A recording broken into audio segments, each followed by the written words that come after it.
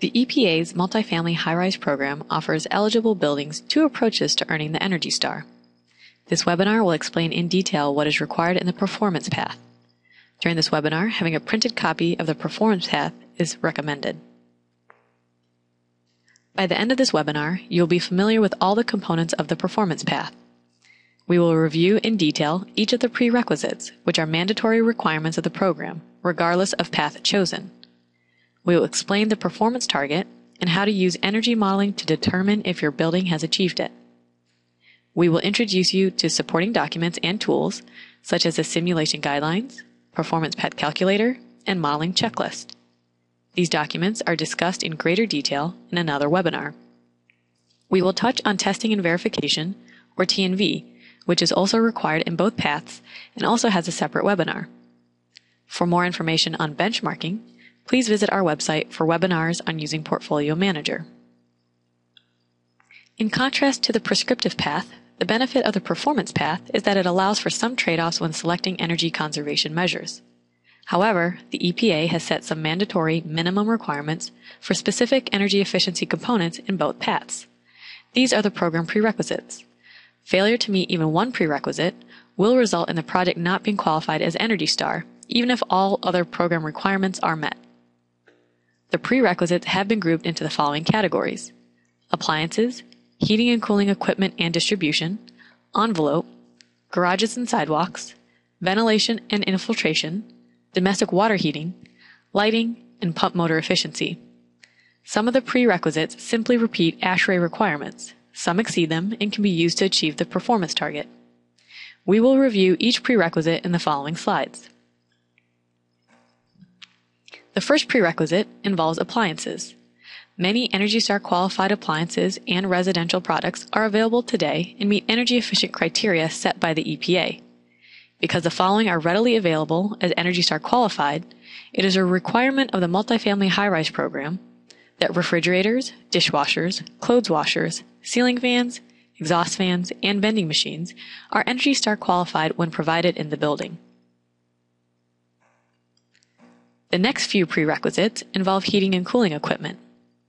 In the overview webinar, you were introduced to ASHRAE Standard 90.1 2007. Chapter 6 of this standard covers heating and cooling equipment. Section 4 of most chapters outlines the mandatory provisions determined by ASHRAE. Meeting those mandatory provisions are one of the requirements of this program. ASHRAE provides a 2-page checklist that can help you verify whether the building has met those provisions listed in Section 6.4. These ASHRAE checklists are not submitted to EPA, but can be used to verify compliance of that prerequisite. An example of a provision: independent heating and cooling thermostatic controls are interlocked to prevent crossover of set points. For the most part, these provisions are covered by other prerequisites or are relatively common practice for energy-efficient buildings. Heating and cooling equipment must be sized according to the design and not to old-fashioned rules of thumb. Proper sizing of equipment improves equipment life, improves indoor comfort, and reduces first costs. During design, a licensed professional must review equipment sizing calculations and equipment selection to confirm that they are based on the actual design. As part of testing and verification, they must also confirm that what was installed does not exceed design by more than 20%, except when smaller sizes are not available. A common example is sizing for split-system air conditioners. If cooling loads for an apartment are determined to be 12,100 BTUs per hour, the installed capacity cannot exceed 14,520 BTUs per hour, and a 1-ton system will be insufficient. Since split systems generally are only available in half-ton or 1-ton increments, an 18,000 BTU per hour or 1.5-ton system may be the smallest available. Although this exceeds the design by more than 20%, it is permitted since it is the small size available that meets the cooling load. Heating and cooling loads must be calculated and equipment capacity must be selected according to the latest editions of ACA Manual J&S, ASHRAE 2009 Handbook of Fundamentals, or an equivalent procedure. As mentioned in the previous slide, calculations must be based on the energy-efficient design of the proposed building. ENERGY Star qualified buildings have higher levels of insulation and therefore lower loads than code-compliant buildings, and equipment size will therefore be lower. Although occupants might not select these temperatures when they set their thermostats, the indoor temperatures used to determine system capacity must be 70 degrees Fahrenheit for heating and 75 degrees Fahrenheit for cooling. Outdoor temperatures used must be the 1% and 99% design temperatures, as published by the ASHRAE Handbook of Fundamentals. Again, proper sizing of equipment improves equipment life, improves indoor comfort, and reduces first costs. Due to the fact that not all heating and cooling equipment used in multifamily high-rise buildings are available as ENERGY STAR qualified, EPA recommends, but does not require, that heating and cooling equipment be ENERGY STAR qualified. When available, the ENERGY STAR label on this equipment does increase awareness of the energy efficiency of this equipment and the building, and can be a marketing advantage. As another prerequisite, atmospherically vented gas furnaces and boilers are not allowed to be specified in any climate zone. For in-unit ducted forced air distribution systems, prerequisites include performing design calculations using ACAD Manuals J and D, the ASHRAE Handbook of Fundamentals, or an equivalent procedure. Ducts must be installed according to design and must be verified by a licensed professional. Flex duct shall follow the sheet metal and air conditioning contractors' installation standards for flex duct. Bedrooms must be pressure balanced using any combination of transfer grills, jump ducts, dedicated return ducts, and undercut doors. The intent of these prerequisites is to ensure that loads are met in each space within an apartment and to prove occupant comfort. Distribution systems, whether hydronic or forced air, have minimum insulation requirements in this program. All heating and cooling, supply and return ductwork must be insulated to a minimum R6 in unconditioned space. This applies to systems serving dwelling units or common areas. There is no minimum insulation requirement for ventilation ductwork or for ductwork located in conditioned spaces. Piping carrying fluid or steam with temperatures less than 60 degrees Fahrenheit or greater than 105 degrees Fahrenheit must have a minimum of 1 inch of insulation. Larger pipes over 1.5 inches in diameter must have a minimum of 1.5 inches of insulation. Ductwork providing heating and cooling within apartments or in common areas must be sealed at all transverse joints and connections, including ductwork connections through drywall or other finished materials, using UL 181 compliant methods and materials. Ductwork and piping must be inspected before access is covered up to ensure proper sealing and insulation while corrections can still be made. Sampling procedures are described in the T&V protocols, which are available on the Multifamily High-Rise website. Proper duct sealing is a critical step to ensuring that duct leakage amounts are minimized. Total duct leakage tests are required for all in-unit ducted forced air systems. Although recommended, this currently does not apply to ducted systems serving common areas. Duct leakage to the outside is also not a requirement in this program. For apartments with conditioned floor area of 1,200 square feet or more, total duct leakage cannot exceed 6 CFM per 100 square feet of floor area when pressurized to 25 pascals. For apartments with conditioned floor area less than 1,200 square feet, total duct leakage cannot exceed 8 CFM per 100 square feet of floor area when pressurized to 25 pascals. For example, a 1,000 square foot apartment would be allowed at most 80 CFM of total duct leakage during testing. Not every apartment needs to be tested. Review the testing and verification protocols for sampling procedures. Another prerequisite is that all apartments must have the ability to control their temperature settings.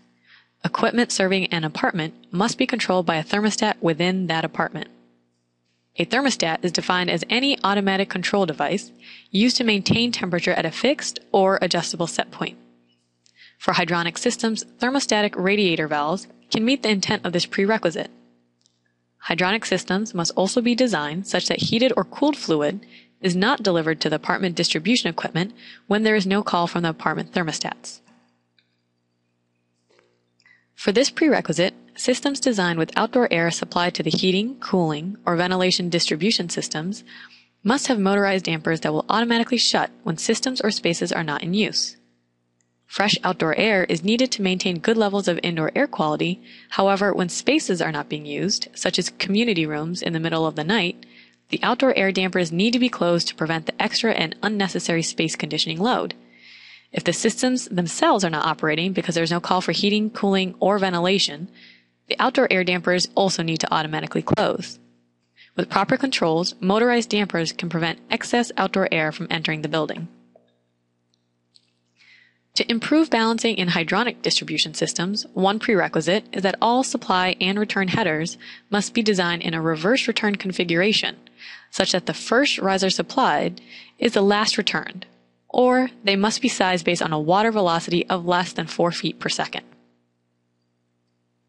In addition, the total pressure drop of terminal unit branch piping and fittings between a supply and return riser must be significantly greater than the total pressure drop from the top to the bottom of these risers.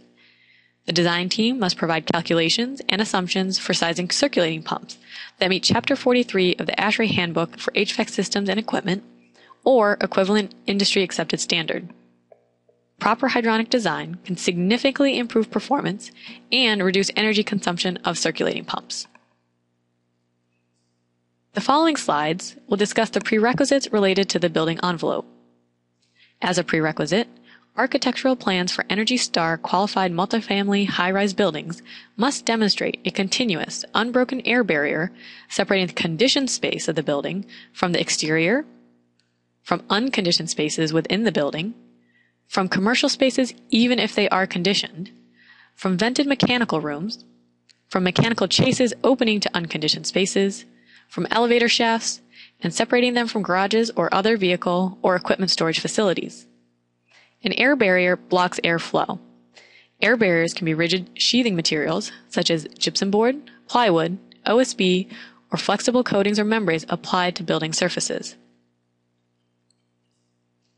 Apartments shall also be sealed to reduce air exchange between the apartment and exterior, as well as the apartment and other adjacent spaces. To evaluate the effectiveness of the installed air barriers and air sealing, apartments must be tested for air leakage. The maximum allowed air leakage rate is 0.30 CFM per square feet of enclosure at 50 pascals. The enclosure includes all apartment surfaces, floor, ceiling, party walls, and exterior walls. For example, a 1,000 square foot apartment with 3,700 square feet of enclosure area would be allowed a maximum air leakage of 1,100 CFM 50, or in this particular example, 8 ACH 50. This test does not isolate the air leakage between the conditioned space and outside, but evaluates the compartmentalization of the dwelling units. Again, not every apartment needs to be tested. Sampling procedures are described in the testing and verification protocols. Similar to the mandatory provisions of ASHRAE that apply to the heating and cooling equipment, the envelope components must comply with ASHRAE 90.1 2007 Section 5.4. A similar one-page checklist is provided by ASHRAE to help design teams confirm whether or not they are in compliance with these provisions. Again, this checklist is not required to be submitted to EPA, but can be used by the design team to verify compliance with this one prerequisite. An example of one of the provisions: loose fill insulation is not used in attic roof spaces when the slope of the ceiling is more than 3/12. U-value determinations must follow ASHRAE 90.1 2007, Appendix A. This appendix has numerous tables to address the many assembly types seen in high-rise construction. For example, if the wall assembly is 2x4 wood frame at 16 inches on center with R13 fiberglass, Table A3.4 of Appendix A assigns that a U-value of 0.089. The same wall assembly with steel framing would be assigned a U-value of 0.124. Since most multifamily high-rise buildings will have different insulation strategies for the wall area between the floor and ceiling and the actual floor perimeter, an area-weighted average of the U-values of the wall and floor perimeter assemblies is acceptable for use in the energy model. Continuing with envelope prerequisites, all insulation installed in walls, floors, and roofs must achieve ResNet-defined Grade 1 installation. Grade 2 is only permitted if combined with continuous insulation, and if the continuous insulation is greater than R3 in climate zones 1 through 4, and greater than R5 in climate zones 5 through 8. To reduce the impact of thermal bridging, continuous exterior insulation is required for steel-framed and metal buildings. For masonry buildings using metal framing, continuous interior or continuous exterior insulation is required. Specified windows must be low E and double pane or triple pane. Energy Star qualified windows are recommended, but not required since they don't always apply to high-rise construction. If your local building code requires that entranceways be designed with vestibules, the vestibules must have weather stripping hard fastened to the door or frame.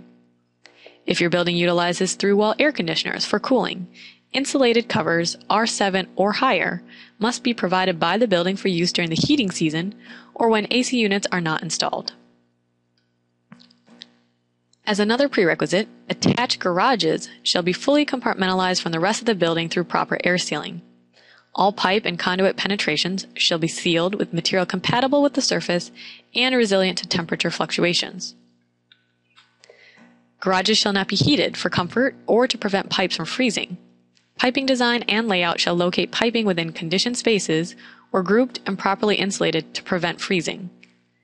Radiant heating, either wall or ceiling mounted or within the garage floor or sidewalks, may be used to prevent ice formation on the ground as a safety measure only and must comply with ASHRAE 90.1, 2007, Section 6.4.3.8.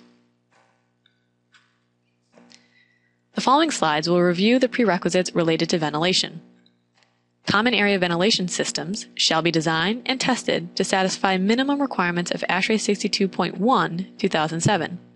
This generally requires calculations to determine the appropriate amount of outdoor air needed in a space based on its square footage and occupant density. Apartment ventilation systems shall be designed and tested to satisfy minimum requirements of ASHRAE 62.2, 2007, based on the anticipated occupancy. This generally requires calculations to determine the local exhaust rates and whole house ventilation rates based on square footage and number of occupants. Providing dedicated outdoor air to each unit is recommended, but not currently required. Kitchen exhaust must be vented to the outside. Recirculating range hoods are not sufficient for this prerequisite. Similar to the prerequisite for sealing, heating, and cooling ductwork, ventilation system ductwork must be sealed at all transverse joints and connections, including boot-to-wall and boot-to-ceiling connections through drywall, using UL 181 compliant materials and methods. Ductwork penetrations shall be sealed at the roof curb to prevent air leakage through the duct system and the building envelope. Central exhaust systems must be tested for duct leakage, which cannot exceed 10 CFM 50 per floor per shaft. See T&V protocols for details on how to test these systems. Duct leakage testing is not required for in-unit ventilation systems. Similar to previous prerequisites, domestic water heating systems must comply with ASHRAE 90.1, 2007, Section 7.4. A checklist is also available to confirm compliance with these mandatory provisions. An example of these provisions is that system sizing must be calculated using engineering standards, and another example, heated pools must have vapor retardant covers. Other prerequisites prohibit the use of atmospherically vented gas water heaters, tankless coils, and side arm water heaters. If storage is provided, maximum storage tank capacity shall be specified based on occupancy. To most effectively control hot water temperature for central domestic water heating systems, self-contained or electronic mixing valves shall be used. Mechanical tempering valves are not permitted. This is only a requirement for central systems. The temperature of the stored hot water shall be just sufficient to deliver water to apartments within a temperature range of 120 to 125 degrees Fahrenheit.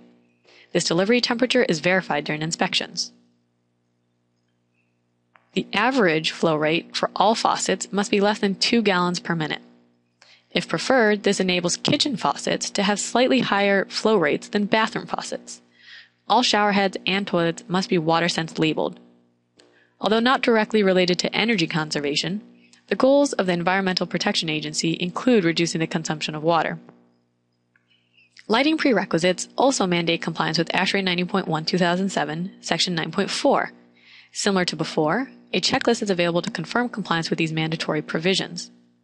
For example, one of these provisions is that each space enclosed by ceiling height partitions shall have at least one control device to independently control the general lighting within the space. Similar to the New Homes program, at least 80% of installed light fixtures must be ENERGY STAR qualified or have ENERGY STAR qualified lamps installed. Although many residential light fixtures have multiple lamps installed, such as dining room chandeliers, the percentage is based on the installed fixtures and not the installed lamps. this percentage does not apply to each space type, but to the building as a whole. This prerequisite is met even if all 80% of your Energy Star qualified light fixtures are located in dwelling units and none are located in common areas. The intent is to reduce energy consumption, but not at the expense of appropriate levels of lighting. Therefore, energy-efficient lighting in each space must be designed to meet proper light levels, as recommended by the 9th edition of the Illumination Engineering Society's Lighting Handbook. This table is copied directly from the Notes section of the Performance Path and provides the IESNA's recommendations for lighting levels by space type. The Footcandle recommendations for spaces commonly found in multifamily high-rise buildings have been listed for your convenience. Once you have the proposed lighting schedule and fixture specifications, the Performance Path Calculator has a worksheet that will help you determine if light levels have been met. A separate webinar is available to show you how to use this calculator. Common areas or non-apartment spaces are subject to an additional prerequisite. These spaces must have either occupancy sensors that turn lighting on and off based on motion, or bi-level lighting controls that allow for low-level lighting until triggered, and then provide lighting at full capacity. These sensors are not required if lighting is intended for 24-hour operation, such as corridors, lobbies, or stairs, or in maintenance rooms if automatic shutoff would endanger the safety of the occupant. They are also subject to a prerequisite that limits the amount of lighting installed. The total installed lighting power for the combined common spaces should not exceed ASHRAE 90.1 2007 allowances for those combined spaces by more than 20%. As you can see in this table, the lighting power densities, or LPDs, from ASHRAE 90.1 2007 have been listed for the common spaces most frequently found in multifamily high-rise buildings. Multiplying the lighting power density by the square footage of a given space type determines the ASHRAE allowance for that space. For example, a 1,000 square foot corridor would have a lighting allowance of 500 watts. Summing the allowances for all the common area spaces gives you the combined allowance. EPA will allow any individual space to exceed their allowance as long as the sum of the installed lighting power for all the common spaces combined does not exceed the combined baseline allowance by more than 20%. This prerequisite allows flexibility in selecting light fixtures while limiting overlighting of common spaces. There is no maximum identified for apartments. However, lighting in excess of ASHRAE allowances in any space incurs a penalty in the energy modeling, making it more difficult to achieve the performance target. If you are already familiar with energy modeling and using Appendix G, EPA has deviated from one of the ASHRAE requirements. ASHRAE requires that light fixtures be modeled with the maximum labeled wattage of the fixture, regardless of the type of lamp installed. According to ASHRAE, a light fixture that has a maximum rated wattage of 100 watts must be modeled as 100 watts, even if a much lower watt lamp is installed. This is not a requirement in the multifamily high-rise program, so that buildings with energy-efficient lighting installed can account for savings associated with installed lamps, regardless of the fixture installed. An example: a fixture with a 13-watt screw-in CFL can be modeled as 13 watt plus any associated ballast power. If ballast power is not known, see the ASHRAE User's Manual or Appendix B of the Performance Path for suggested ballast power. Similar to indoor lighting requirements, 80% of the exterior fixtures must be Energy Star qualified or have Energy Star qualified lamps installed. Exterior lighting has an additional prerequisite that fixtures must include automatic switching on timers or photocell controls. Fixtures intended for 24-hour operation, required for security, or located on apartment balconies do not have to meet this prerequisite.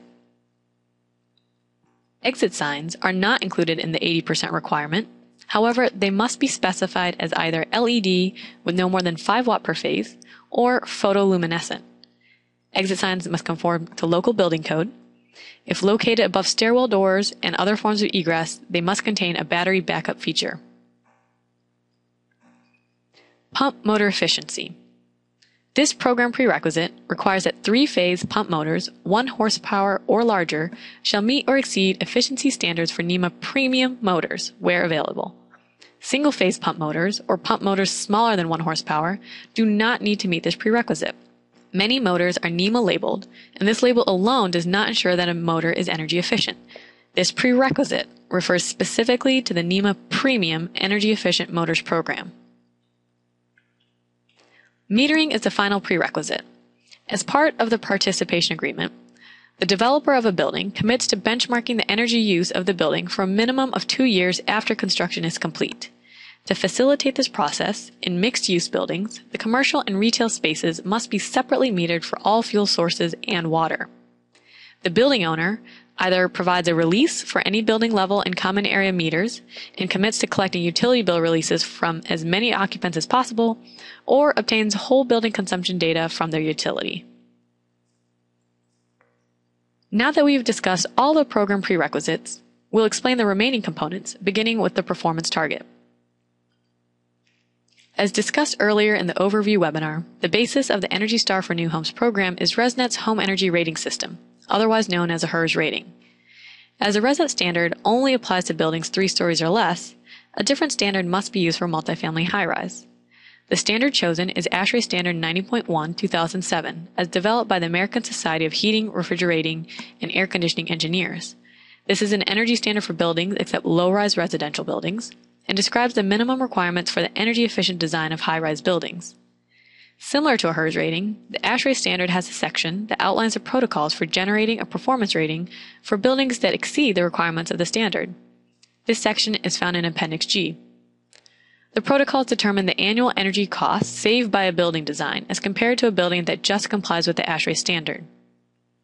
To earn the Energy Star, the models must demonstrate 15% energy cost savings, excluding savings from on-site power generation.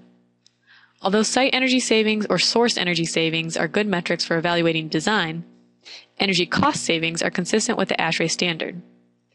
Although these savings may be similar to those realized by the building once occupied, they are simply a performance metric being used and not necessarily a predictor of actual energy consumption.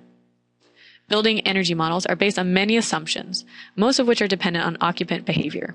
So the predicted energy use may or may not match actual use for a completed building. How do you create the energy models? Unlike the New Homes program, REMRate software is not used. Appendix G lists the requirements of software approved for the program. Examples include eQuest, Do2, HAP, Energy Gauge, and Energy Plus.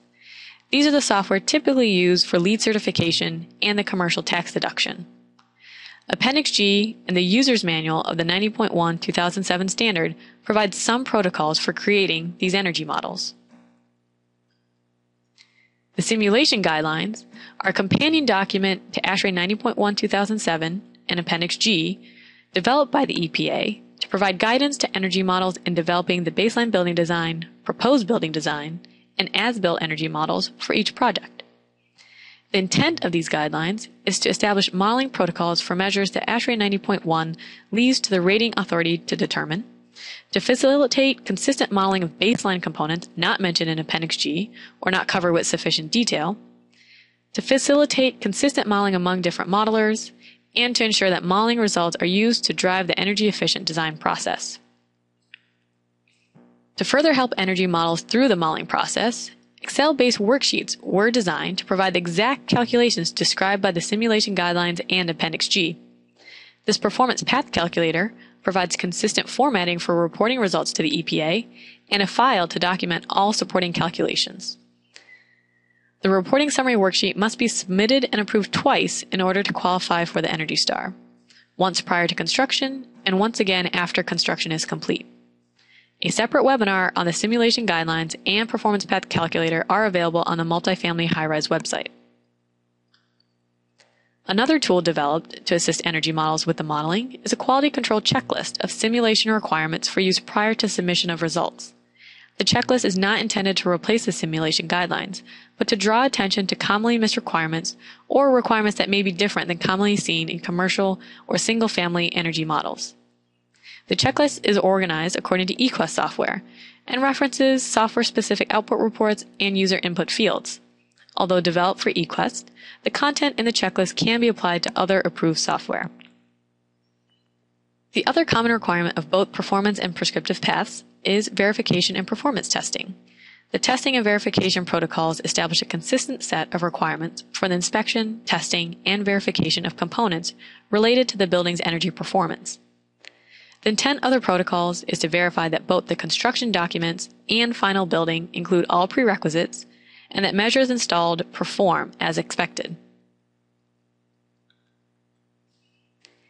Any change in design during construction must be accounted for in the final as-built energy model. If changes occur during the construction that cause the energy cost savings for the as-built model to drop below 15%, the building will not earn the Energy Star. The EPA requires that the protocols be documented throughout the course of the project, beginning with plan reviews during the design stage. Like the reporting summary, the testing and verification worksheets must be submitted and approved twice, once prior to construction and once after construction is complete. The photo template gets submitted once after construction is complete. A separate webinar is available that explains each testing and verification protocol and how to document them. We've reviewed almost all of the components of the performance path. The final component is using Portfolio Manager to benchmark your building's energy use for 2 years after construction is complete and the building is occupied. Webinars are available on our website to demonstrate how to use this tool. As we conclude this webinar, let's review the steps to follow if selecting the performance path for earning the Energy Star for your multifamily high-rise building. First, the developer needs to apply to the program and sign the partnership agreement with EPA. A registered architect or professional engineer works with the design team to ensure the design meets prerequisites and confirms that a building energy model with that design achieves a 15% performance target. The modeling results and plan reviews are submitted to EPA by submitting the reporting summary and T&V worksheets. The building is then constructed according to design, and throughout construction every component is verified and documented and performance testing is conducted. At the end, updated documents and the photo template are submitted to EPA, and if all requirements have been met, the EPA will approve the building to earn the Energy Star. Finally, the developer must follow through on their commitment to benchmark the building energy use for 2 years. If you have questions about the performance path, please visit our website for more information or email us at mfhr@energystar.gov.